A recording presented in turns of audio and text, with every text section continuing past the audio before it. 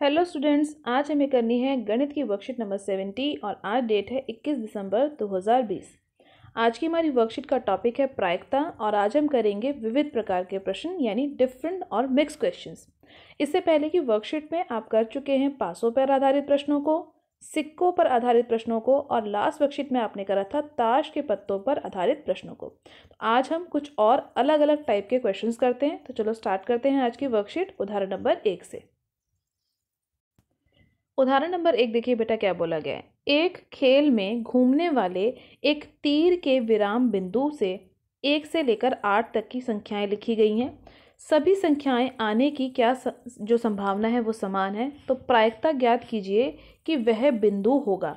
इस तरीके का घूमने वाला एक जो व्हील है, एक जो घूमने वाला जो लगाया गया है जिसको घुमाया जाता है और ये जो तीर जिस पे रुकता है ना वही संख्या इस पर आती है और उसी के हिसाब से ये खेल जो है चलता है।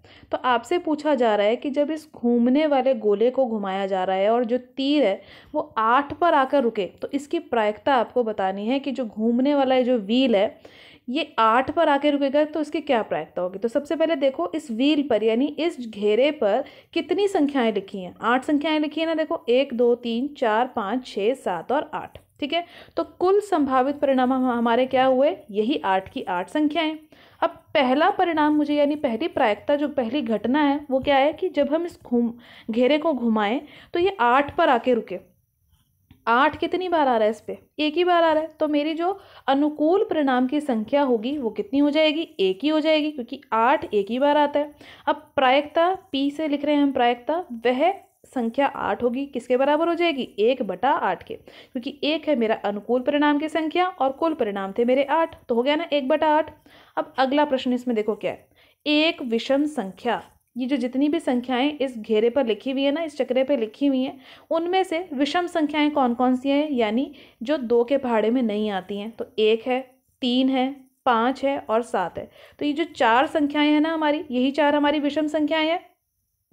तो यहाँ मैं ब्रैकेट में लिख लेती हूँ कि कौन कौन सी मेरी विषम संख्याएं थी, 1 3 5 और 7। ये जो चारों संख्याएं हैं ये मेरी विषम संख्याएं हैं।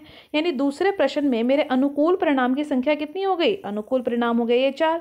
और प्रायिकता है जिसको मैं पी से लिखती हूँ, ब्रैकेट में मैं घटना को लिख देती हूँ कि यह एक विषम संख्या होगी, किसके बराबर हो जाएगी, 4 थे मेरे इस प्रश्न के लिए अनुकूल परिणाम, कुल परिणाम थे 8, तो क्या बन गई प्रायिकता 4/8। अब 4 एकम 4 और 4 दूनी 8, तो 1/2 आ गया मेरी प्रायिकता का सरलतम रूप इस प्रश्न के लिए। ठीक है, अब इसके बाद देखो तीसरे प्रश्न में क्या बोला गया है।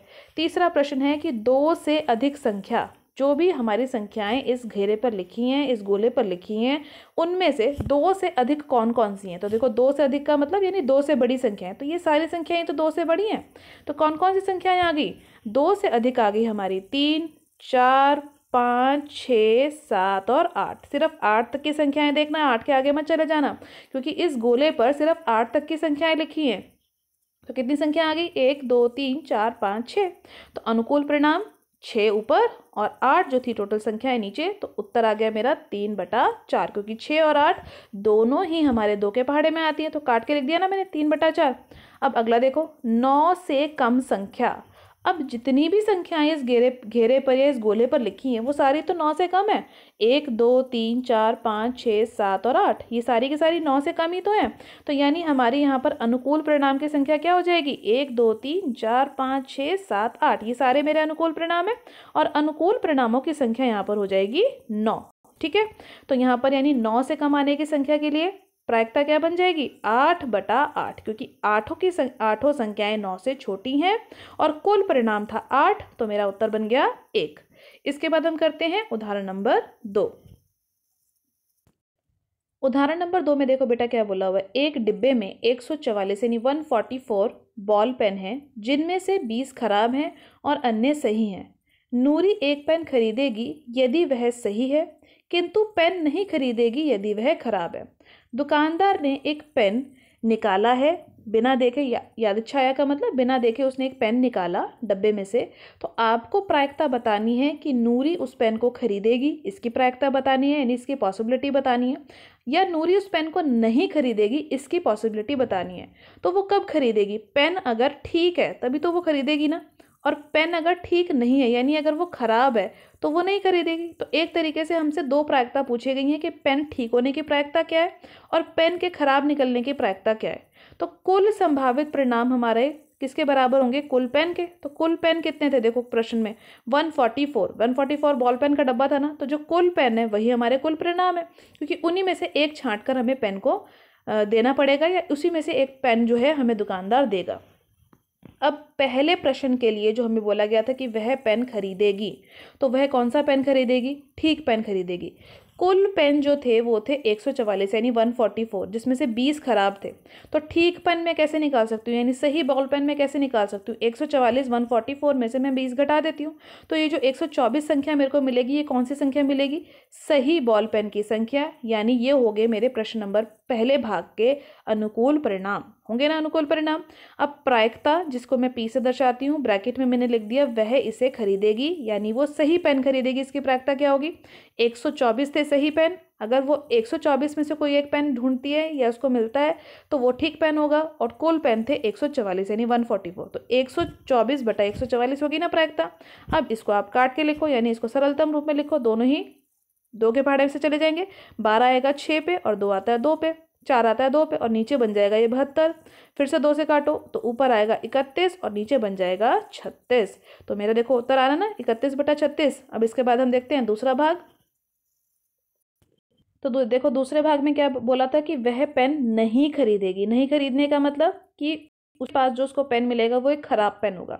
तो खराब पेन की जो संख्या थी वो कितनी थी, 20 पेन खराब थे ना। तो दूसरे प्रश्न में जो मेरे अनुकूल परिणाम हैं नहीं खरीदने के लिए वो हो जाएंगे 20, और प्रायिकता वह इसे नहीं खरीदेगी बटा किसके बराबर होगा, अनुकूल परिणाम यानी 20, और कुल परिणाम थे 144 यानी 144। तो 20 बटा 144 मेरा आंसर आ गया। अब इसको लिखो सरलतम रूप में यानी काट के लिख दो। 20 आता है 2 के पहाड़े में 10 पे, नीचे काटोगे तो ये क्या बन जाएगा, 7 पे जाएगा 14 और फिर 2 पे जाएगा 4, तो 72 बन गया। अब 10 और 72 फिर से 2 से काटो, ये आ जाएगा 5 पे और नीचे की संख्या जब काटोगे तो ये आ जाएगा 36। तो यानी उत्तर आ जाएगा आपके दूसरे भाग का 5 बटा 36, ये उत्तर आ रहा है देखो। इसके बाद हम शुरू करते हैं उदाहरण नंबर 3। उदाहरण नंबर 3 में देखो बेटा क्या बोला हुआ है, एक थैले में 3 लाल और 5 काली गेंद है। थैले में से एक गेंद निकाली जाती है, तो प्रायिकता ज्ञात कीजिए कि यदि वह जो गेंद हमने निकाली है वह लाल गेंद है। दूसरे भाग में बताना है काली गेंद, तीसरे में बताना है ना लाल ना काली, और चौथे भाग में बताना है कि काली गेंद नहीं हो। तो एक एक करके हम हल करते हैं। कुल गेंद कितनी है इस बैग में, कुल हमारी गेंद कैसे निकाल सकते हैं हम, काली और जो लाल गेंद थी उन दोनों का जोड़ कर देते हैं। तो कुल गेंद हमारी कितनी हो जाएंगी, 3 + 5 यानी कुल गेंदें हो गई 8। यही तो हमारे कुल संभावित परिणाम होंगे, क्योंकि इन्हीं 8 में से कोई गेंद हमें निकालनी है बैग में से। अब पहला भाग देखो क्या है, लाल गेंद। तो अनुकूल परिणाम यानी लाल गेंद निकालने के लिए अनुकूल परिणाम कितने हो जाएंगे, लाल गेंदें 3 थी, तो अगर इन 3 में से कोई गेंद एक मेरी निकल जाए तो वही मेरी अनुकूल परिणाम है। और प्रायिकता अगर मुझे लाल गेंद के लिए निकालनी होगी तो लाल गेंदों की संख्या लिखूंगी ऊपर, कुल गेंदों की संख्या लिखूंगी नीचे, बॉल्स की संख्या नीचे, तो मेरा उत्तर बन गया 3 बटा 8। हो गया ना आसान क्वेश्चन। और अगला भाग देखो, अब मुझे बताने है कि काली गेंद की क्या प्रायिकता होगी। तो काली गेंद कितनी थी, 5 गेंदें थी ना, तो मेरी प्रायिकता के लिए जो अनुकूल परिणाम हुआ दूसरे भाग में काली गेंद के लिए तो हो जाएगा 5। तो प्रायिकता क्या बन जाएगी, प्रायिकता बनेगी 5 बटा 8, यानी जो मेरी काली गेंदों की संख्या है यानी अनुकूल परिणाम काले गेंदों के लिए 5 ऊपर और 8 कुल गेंदें नीचे। तो 5 बटा 8 दूसरे भाग के लिए प्रायिकता आ गई। बहुत आसान था ये प्रश्न भी।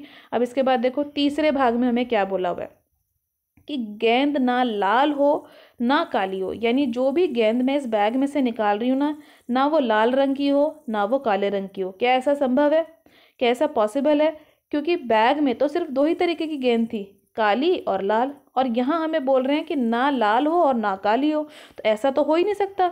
तो यानी ये कैसा एक घटना है, यह एक असंभव घटना है। तो इसके लिए अनुकूल परिणाम कितने बन जाएंगे, 0, क्योंकि ऐसी गेंद तो कोई संभव ही नहीं है जो ना लाल हो और ना काली हो, जो कि इस थैले में हो। तो 0 हो गया। तो यानी प्रायिकता जब आप ज्ञात करोगे तो 0 बटा 8 यानी उत्तर आ जाएगा 0। यह आपने पहले भी पढ़ा हुआ है कि किसी भी असंभव घटना के लिए अगर आप प्रायिकता ज्ञात करते हैं तो वह प्रायिकता 0 के बराबर होती है। हो गया ना थर्ड पार्ट भी। अब देखो मोस्ट इंपॉर्टेंट पार्ट है हमारा फोर्थ पार्ट, जिसमें हमें बोला हुआ है कि काली गेंद नहीं हो। अब इस प्रश्न में ध्यान से सोचो, आपसे बोला जा रहा है कि जो भी गेंद हम बैग में से निकाल रहे हैं ना, वो काले रंग की नहीं हो सकती। अगर वो काले रंग की नहीं होगी तो वो कौन से रंग की होगी? वो एक लाल रंग की गेंद हो सकती है। और लाल रंग की गेंद की संख्या कितनी है? 3, और कुल गेंदें थी 8। तो प्रायिकता क्या बन जाएगी तीसरे भाग के लिए? 3/8। लेकिन यहाँ पर देखो, एक अलग तरीके से प्रश्न को हल किया हुआ है। कैसे करा हुआ है? काले रंग की गेंद नहीं हो, अगर इसकी मुझे प्रायिकता निकालनी हो तो मैं क्या कर सकती हूँ? एक में से काली गेंद आने की प्रायिकता घटा दूंगी, तो काली गेंद ना आने की प्रायिकता बच जाएगी। याद आ रहा ना आपको, इससे पहले की वर्कशीट्स में आपने करा था कि अगर मुझे कभी भी घटना के ना आने की प्रायिकता ज्ञात करनी हो, जिसको मैं E' या फिर ई बार से दर्शाती हूँ, ठीक है, ई के ऊपर एक बार लगा देते हैं ना, तो ये होता है कि घटना ना आने की प्रायिकता। ये किसके बराबर होती है? 1 माइनस घटना होने की प्रायिकता। तो जिस घटना के बारे में हम बात करें उसके होने की प्रायिकता को 1 में से अगर घटा देते हैं तो घटना के ना होने की प्रायिकता पता चल जाती है। तो काली गेंद आने की प्रायिकता कितनी थी? 5/8। इसको 1 में से घटाया, यानी एलसीएम लिया तो 8 आ गया। तो 8 में से 5 को घटाया तो कितना बन गया? 3/8। आ रहा ना सेम आंसर? तो इस क्वेश्चन को दोनों तरीकों से आप समझ सकते हो कि काली गेंद ना आने की प्रायिकता का मतलब काली नहीं आएगी तो लाल आ सकती है। तो 3 लाल गेंदें थी, कुल थी 8, तो इसका उत्तर आ गया 3/8। या फिर आप इस तरीके से भी कर सकते हो जैसे प्रश्न में दिया गया है कि काली गेंद नहीं आने की प्रायिकता बराबर है 1 माइनस काली गेंद आने की प्रायिकता। ठीक है, अब इसके बाद हम स्टार्ट करते हैं स्वयं प्रयास कीजिए के प्रश्नों को। पहला प्रश्न देखिए बेटा, स्वयं प्रयास कीजिएगा क्या दे रखा है। एक बालक के पास 6 फलक वाला एक पासा है, जिसके फलक इस प्रकार से अंग्रेजी अक्षर दर्शाते हैं। पासा यदि एक बार उछाला जाता है तो इनके आने की प्रायिकता ज्ञात कीजिए। एक बालक यानी एक बच्चे के पास 6 फलक वाला पासा है, यानी जैसे आप लूडो खेलते हैं ना, उसमें जो पासा होता है, उसमें जो डाइस होता है, उस पर संख्याएं लिखी होती हैं। लेकिन इस बच्चे के पास जो पासा है यानी जो डाइस है इस तरीके का, इस डाइस के ऊपर इस तरीके के अंग्रेजी के यानी इंग्लिश के अल्फ़ाबेट्स लिखे हुए हैं, ABCDE और A, यानी A 2 बार लिखा हुआ है। तो आपको बताना है कि यदि पासा सिर्फ एक बार उछाला जाता है तो A आने की प्रायिकता क्या होगी। तो ध्यान दो, अगर पासा एक ही बार उछाला जाता है तो कुल परिणाम कितने होते हैं? 6। अब वो 6 परिणाम इस स्थिति में कौन कौन से हैं? A, B, C, D, E और A। इनमें से कोई भी एक संख्या आ सकती है यदि वह बच्चा पासा उछालता है। तो पहले भाग में हमें बताना है कि वो जब पासा उछालता है एक बार तो A आए, इसकी प्रायिकता बतानी है। तो ध्यान दो, यहाँ पर A कितनी बार लिखा हुआ है? यहाँ A 2 बार लिखा हुआ है। तो यानी मेरी अनुकूल परिणाम की संख्या कितनी हो जाएगी, यानी A आने का जो प्रायिकता है वो कितनी हो जाएगी पहले क्वेश्चन में? 2। कुल परिणाम थे 6, तो प्रायिकता जो मुझे ज्ञात करनी है A आने की वो हो जाएगा अनुकूल परिणाम बटा में कुल परिणाम। तो अनुकूल परिणाम कितने थे? 2, और कुल परिणाम थे 6, तो 2/6 आ जाएगा उत्तर। अब इस 2/6 को सरलतम रूप में लिखो, 2 एकम 2 और 2 तिया 6, यानी पहले भाग का उत्तर आ गया मेरा 1/3। ठीक है, अब अगला देखो, अगले में पूछा हुआ है D आने की प्रायिकता। तो अब इन्हीं में से जो यहाँ पे अंग्रेजी के अल्फ़ाबेट लिखे हैं ना, इनमें काउंट करो कितनी बार D आ रहा है। D आ रहा है सिर्फ एक बार, तो यानी जो अनुकूल परिणाम होंगे दूसरे भाग में, दूसरे जो भाग हम कर रहे हैं वो हो जाएगा 1, और वो एक परिणाम कौन सा है? वो है D खुद। और पहले भाग में जो 2 परिणाम आए थे वो 2 क्यों आए थे? क्योंकि A 2 बार आ रहा था, देखा था ना 2 बार आ रहा था। दूसरे में 1 ही आ रहा है क्योंकि D 1 ही बार आ रहा है। तो अनुकूल परिणाम हो गए 1, और कुल परिणाम कितने थे? टोटल कितने अल्फ़ाबेट्स थे? 6। तो दूसरे भाग का उत्तर क्या बन गया हमारा? 1/6। अब इसके बाद हम करते हैं क्वेश्चन नंबर 2। दूसरे प्रश्न में देखिए बेटा क्या बोला हुआ है। एक थैले में 5 लाल कंचे हैं, 8 सफ़ेद कंचे हैं और 4 हरे रंग के कंचे हैं। थैले में से एक कंचा निकाला जाता है, तो बताइए प्रायिकता क्या होगी यदि वह निकाला गया कंचा लाल रंग का होगा। तो बिल्कुल वैसे ही क्वेश्चन है जैसे बॉल्स वाला क्वेश्चन अभी हमने उदाहरण में किया था। तो हम यदि हम ये निकाल लें कि कुल कंचे कितने हैं, तो यही हमारे कुल परिणाम हो जाएंगे। तो 5 देखो लाल रंग के कंचे थे, 8 सफ़ेद रंग के कंचे थे और 4 थे हरे कंचे। तीनों को जोड़ लेंगे तो आ जाएगा 17, यानी कुल कंचे यानी कुल परिणाम हमारे आगे 17। अब पहले भाग में सिर्फ मुझे लाल कंचे आने की प्रायिकता बतानी है, यानी अगर मैं कोई भी कंचा इस थैले में से निकालूं तो वह लाल रंग का होगा, इसकी प्रायिकता मुझे बतानी है। तो लाल रंग के कंचे कितने हैं? 5। तो यानी अनुकूल परिणाम यानी लाल कंचों की जो संख्या है वह है 5, तो अनुकूल परिणाम भी 5 हो गए। तो प्रायिकता यानी P से मैं दर्शाती हूँ प्रायिकता, ब्रैकेट में मैंने लिखा लाल कंचे क्योंकि वही घटना की प्रायिकता मुझे निकालनी है। तो क्या हो जाएगी प्रायिकता? 5 थे मेरे लाल कंचे और कुल कंचों की संख्या थी 17। तो प्रायिकता का उत्तर आ गया पहले भाग में 5/17। अगला भाग है सफ़ेद कंचों की प्रायिकता बताने का। तो देखो सफ़ेद कंचे कितने थे इस प्रश्न में। सफ़ेद कंचों की संख्या थी यहाँ पर ये 8, लिखा था ना प्रश्न में 8 है सफ़ेद कंचे। तो प्रायिकता जब हम ज्ञात करेंगे तो अनुकूल परिणाम हो जाएंगे सफ़ेद कंचों के लिए 8 और प्रायिकता क्या बन जाएगी 8 है अनुकूल और कुल परिणाम कितने हैं 17। तो 17 नीचे लिख देंगे। तो प्रायिकता यानी पी से दर्शाते हैं प्रायिकता को, ब्रैकेट में लिखते हैं जो घटना के बारे में हम बात कर रहे हैं यानी सफ़ेद कंचे। तो 8/17 मेरा उत्तर आ गया। अब तीसरे भाग में देखो क्या बोला हुआ है, हरा नहीं है, यानी जो भी हम प्रायिकता यहाँ पर ज्ञात करने वाले हैं यहाँ पर वो कंचे हरे नहीं होंगे। ठीक है, अगर कंचे हरे नहीं हो सकते तो कौन कौन से रंग के हो सकते हैं, या तो वो लाल हो सकते हैं या वो सफ़ेद हो सकते हैं। हरे नहीं हो सकते ना, ये वाले रंग के कंचे हमें नहीं चाहिए। लेकिन अगर हरे नहीं है तो या तो वो लाल होंगे या तो वो सफ़ेद होंगे। तो यानी हरे नहीं का मतलब मैं 5 जो लाल है, लाल जो थे वो 5 थे ना, और इसी के साथ साथ जो सफ़ेद थे वो 8 थे, तो उनको जोड़ लेती हूँ। तो यही तो होंगे मेरे जो हरे नहीं हैं। तो अनुकूल परिणाम मेरे पास कितने आ गए स्थिति में 13, क्योंकि 13 ऐसे कंचे हैं जो हरे नहीं हैं। तो प्रायिकता हरे नहीं होने की क्या हो गई 13 ऐसे कंचे जो हरे नहीं हैं और कुल कंचे थे 17। तो उत्तर आ गया 13/17। तो हो गया हमारा प्रश्न नंबर 2 भी। बहुत आसान था ये प्रश्न भी। इसके बाद हम शुरू करते हैं प्रश्न नंबर 3। तीसरा प्रश्न देखिए बेटा क्या है, एक पुस्तक में 1 से 90 तक पृष्ठ हैं। यदि एक पृष्ठ खोला जाता है तो प्रायिकता ज्ञात कीजिए कि जो पृष्ठ हम खोल रहे हैं वह एक 2 अंकों की संख्या है या फिर एक पूर्ण वर्ग संख्या है, या तीसरे भाग में जो हमें निकालना है वो बोला गया है कि एक 5 से विभाजित होने वाली संख्या है।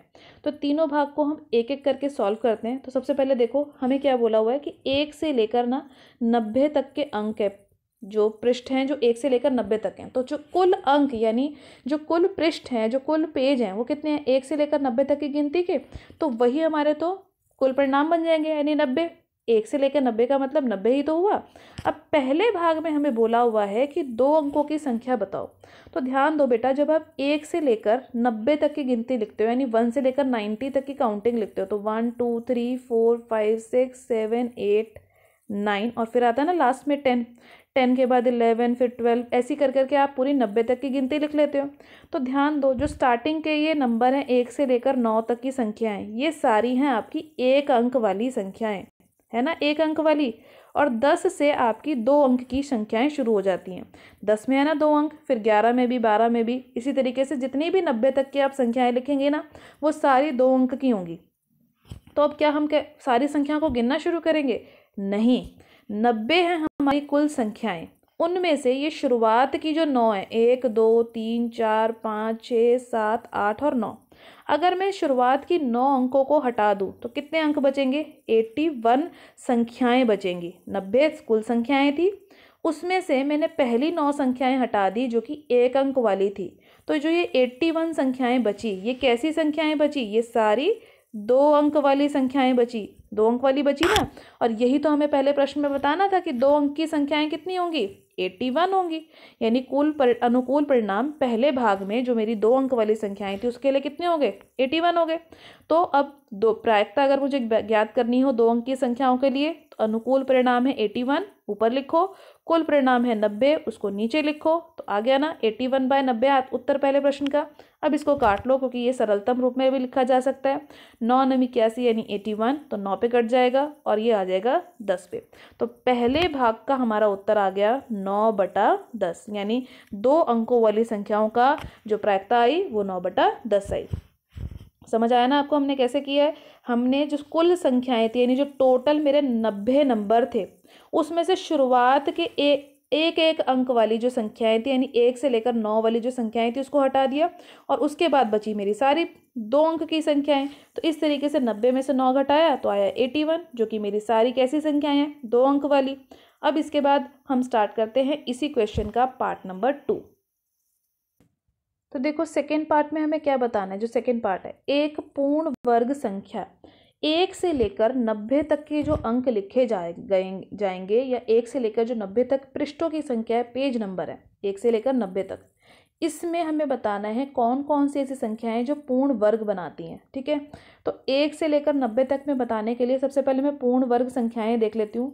1 का वर्ग होता है एक ही है ना, एक का वर्ग एक, दो का वर्ग हुआ चार, तीन का वर्ग नौ, तीन का वर्ग का मतलब तीन गुना तीन, चार का वर्ग होगा 16। इसी तरीके से 5 गुना 5 25, 6 गुना 6 36, 7 गुना 7 करोगे तो 49, 8 का करोगे तो 64, 9 का करोगे तो 81 यानी 81। तो सारी पूर्ण वर्ग संख्याएं मिल गई 9 तक। अब अगर इसमें मैं 10 का वर्ग भी लिख लेती हूँ तो 10 का वर्ग आपको सभी को पता है ना कितना होता है 100। तो ये तो 1 से लेकर 90 तक के बीच में नहीं आ रहा जो 100 है। तो यानी कितनी ऐसी संख्याएं, तो 100 नहीं गिनेंगे हम, सिर्फ 1 से लेकर 9 तक की जो संख्याएं हैं इसका जो वर्ग करने पर हमारी जो संख्याएं हैं 1 से 90 के बीच में आ रही हैं। कितनी ऐसी संख्याएं आ रही है, गिनो फटाफट से। 1 2 3 4 5 6 7 8 और 9। तो ये वाली जो संख्याएं हैं ना, ये हमें चेक करनी थी कि ये पूर्ण वर्ग भी हों, तो पूर्ण वर्ग हैं, और 1 से लेकर 90 के बीच में भी आ रही हैं। इसको मैं हटा देती हूँ क्योंकि 10 हमें नहीं चाहिए। ठीक है, तो कुल कितनी ऐसी संख्याएं हमें मिल गई 9। तो हमारी पूर्ण वर्ग संख्याओं का जो गिनती है वो बन गई 9।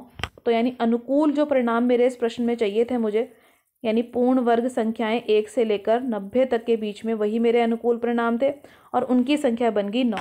तो अगर मुझे प्रायिकता बतानी हो इस प्रश्न में, किस चीज़ की प्रायिकता, एक पूर्ण वर्ग संख्या, लिख लेंगे इसको, P लिखेंगे प्रायिकता के लिए और ब्रैकेट पे लिख लेंगे जो घटना हमें जिसके लिए हम प्रायिकता निकाल रहे हैं, एक पूर्ण वर्ग संख्या।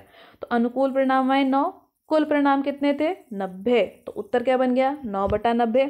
अब इसको भी काट लो, 9 एकम 9 और 9 10 9 धाम 90। तो हमारा आंसर आ गया इस पार्ट का 1/10। अब इसके बाद हम स्टार्ट करते हैं थर्ड पार्ट।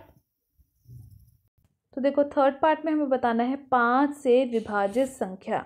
अब फिर से 1 से लेकर 90 के बीच में जो भी 5 से विभाजित संख्याएं हैं पहले उसको गिनना पड़ेगा और फिर हमें, तो देखो इसमें 1 से लेकर जो 90 तक की संख्याएं हैं, क्या इन सभी संख्याओं को हमें लिखना पड़ेगा 5 से विभाजित संख्याएं निकालने के लिए। जैसे देखो 1 2 3 4 5 6 7 8 9 10, 10 तक की संख्याओं में मुझे दो संख्याएं मिल रही हैं, एक 5 और एक 10, जो कि 5 से विभाजित होती है। तो अब इसी तरीके से क्या मैं सारी संख्याओं को लिखती जाऊंगी 90 तक की और तब मुझे पता चलेगा? नहीं, इसको इस तरीके से करने के बजाय एक छोटा तरीका और है। हम क्या करते हैं, पीछे से देखते हैं। 90 जो संख्या है ना, ये 90 संख्या आखिरी संख्या है ना, और ये 90 ही संख्या जो है ये 5 से विभाजित होती है या नहीं होती है, चेक कर लेते हैं। 90 अगर 5 से विभाजित करें यानी 5 से इसको भाग दें तो इसको ये 5 जाएगा 1 पे, और जब इसको भाग करोगे तो ये आ जाएगा 18। तो यानी भाग करने पर मुझे कितना मिल रहा है 18। तो इसका मतलब जो ये मेरा 18 आया ना, तो 1 से लेकर 90 तक की गिनती में मेरे पास कुल 18 ऐसी संख्याएं मुझे मिलेंगी जो कि 5 से विभाजित होंगी। तो मुझे सारी संख्याएं निकालने की ज़रूरत नहीं है, मैंने सिर्फ यहाँ पर क्या करा, दोबारा देखो 1 से लेकर 90 तक की गिनती देखी, 1 से 90 तक की गिनती जिसके बीच में मुझे 5 से विभाजित संख्याएं निकालनी थी ना, तो 1 से लेकर 90 तक की गिनती में सबसे आखिर में आने वाली संख्या को मैंने देखा कि क्या ये 5 से विभाजित हो रही है। तो हाँ, इस प्रश्न में तो ये हो रही थी। तो 90 को मैंने 5 से विभाजित यानी भाग करके देखा तो मेरा आंसर आया 18। तो यही 18 जो है मुझे बताएगा, यानी ये मुझे बताता है, 18 संख्या मुझे क्या बताती है कि 5 से विभाजित होने वाली संख्या 1 से लेकर 90 के बीच में कितनी है, 18 संख्याएं जो हैं वो 5 से विभाजित होती हैं। तो यानी इस प्रश्न में मुझे अनुकूल परिणामों की संख्या मिल गई 18।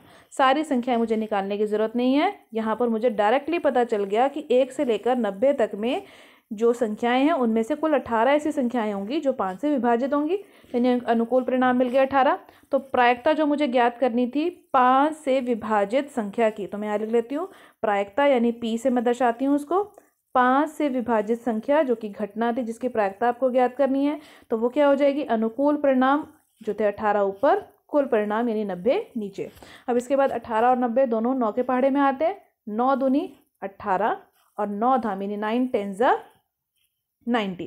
अब इसके बाद 2 और 10, 2 एकम 2 और 2 पंजे 10, तो आ गया आंसर हमारा 1/5। तो इस प्रश्न में हमारा प्रायिकता का उत्तर क्या आ गया, 1/5। अब इसके बाद हम स्टार्ट करते हैं आज की वर्कशीट का लास्ट क्वेश्चन नंबर 4। चौथे प्रश्न में देखिए बेटा क्या बोला हुआ है, एक डब्बे में 5 लोहे के टुकड़े और n लकड़ी के टुकड़े रखे गए हैं। यदि लकड़ी की टुकड़े मिलने की प्रायिकता लोहे के टुकड़े मिलने की प्रायिकता से 3 गुनी है तो n का मान हमें ज्ञात करना है।